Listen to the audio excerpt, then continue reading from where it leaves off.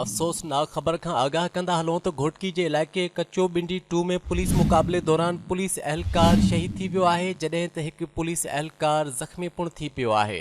नाज़रीन, तव्हांखे आगाह कंदा हलूं त घोटकी ऐं कंदकोट जे सरहदी इलाइक़े कचो बिंडी 2 वारे इलाइक़े में पुलिस मुक़ाबलो थियो आहे, जंहिं दौरान पुलिस अहलकार अब्दुर्रहमान वसीर शहीद थी वियो आहे, जॾहिं त हिकु पुलिस अहलकार ज़ख़्मी थी पियो आहे।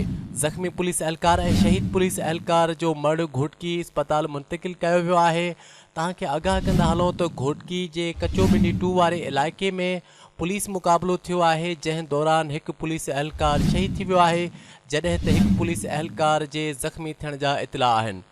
पुलिस तर्जुमान मुताबिक़ ही इलाइक़ो कंदकोट ऐं घोटकी जो सरहदी इलाइक़ो आहे, जिते पुलिस मुक़ाबलो थियो आहे, जंहिं दौरान हिकु पुलिस अहलकार जाम शहादत नोश कयो आहे।